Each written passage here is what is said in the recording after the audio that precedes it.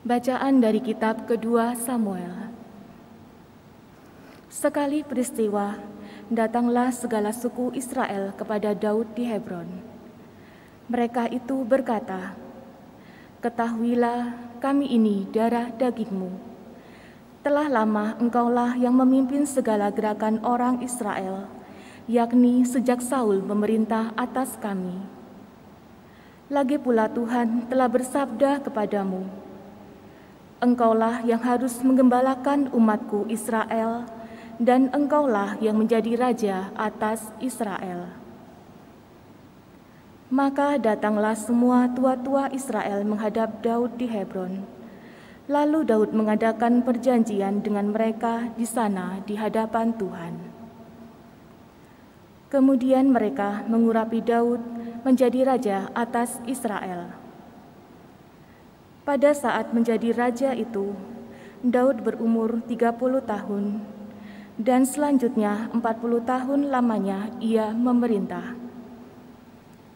Di Hebron ia memerintah atas Yehuda 7 tahun 6 bulan, dan di Yerusalem ia memerintah 33 tahun atas seluruh Israel dan Yehuda. Kemudian raja dengan orang-orangnya pergi ke Yerusalem, menyerang orang Yebus, penduduk negeri itu. Tetapi mereka itu berkata kepada Daud, "Engkau tidak sanggup masuk kemari. Orang-orang buta dan orang-orang timpang akan mengenyahkan engkau." Maksud mereka, Daud tidak sanggup masuk ke sana. Tetapi Daud merebut kubu pertahanan Sion, yaitu kota Daud. Maka makin lama makin besarlah kuasa Daud, sebab Tuhan Allah semesta alam menyertai dia. Demikianlah sabda Tuhan. Syukur kepada Allah. Kesetiaan dan kasih-Ku menyertai raja. Kesetiaan dan kasih-Ku menyertai raja. Pernah engkau berbicara dalam penglihatan kepada orang-orang yang kau kasihi. Engkau berkata, "Telah kutaruh mahkota di atas kepala seorang pahlawan. Telah kutinggikan seorang pilihan dari antara bangsa itu." Kesetiaan dan kasih-Ku menyertai raja. Aku telah mendapat Daud hambaku. Aku telah mengurapinya dengan minyak-Ku yang kudus. Maka tanganku tetap menyertai dia, bahkan lenganku meneguhkan dia. Kesetiaan dan kasih-Ku menyertai raja. Kesetiaan dan kasih-Ku menyertai dia, dan oleh karena namaku, tanduknya akan meninggi. Aku akan membuat tangannya menguasai laut, dan tangan kanannya menguasai sungai-sungai. Kesetiaan dan kasih-Ku menyertai raja.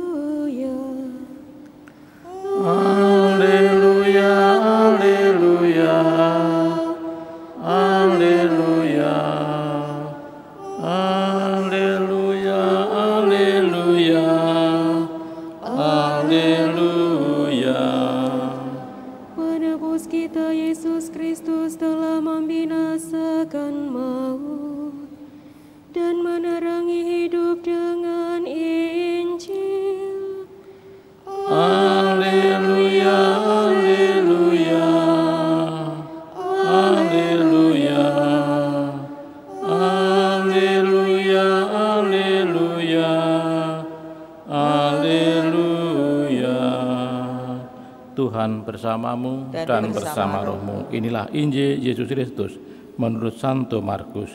Dimuliakanlah Tuhan. Pada suatu hari datanglah ahli-ahli Taurat dari Yerusalem dan berkata kepada Yesus, "Ia kerasukan Beelzebul." Ada juga yang berkata, "Dengan kuasa penggulu setan ia mengusir setan." Maka Yesus memanggil mereka, lalu berkata kepada mereka dalam perumpamaan, Bagaimana iblis dapat mengusir iblis kalau suatu kerajaan terpecah-pecah? Kerajaan itu akan tidak dapat bertahan. Dan jika suatu rumah tangga terpecah-pecah, rumah tangga itu tidak akan bertahan.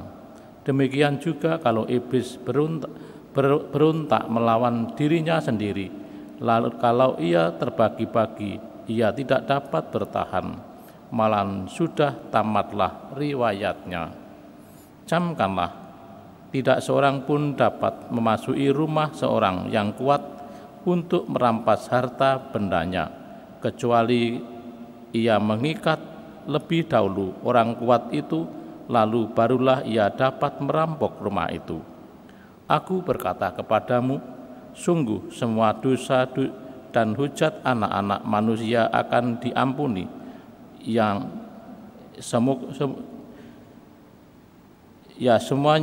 semua hujat yang mereka ucapkan. Tetapi apabila seorang menghujat Roh Kudus, ia tidak akan mendapatkan ampun untuk selama-lamanya, sebab dosa yang dilakukannya adalah dosa yang kekal. Yesus berkata demikian karena mereka bilang bahwa ia kerasukan roh jahat. Demikianlah sabda Tuhan. Terpujilah Kristus.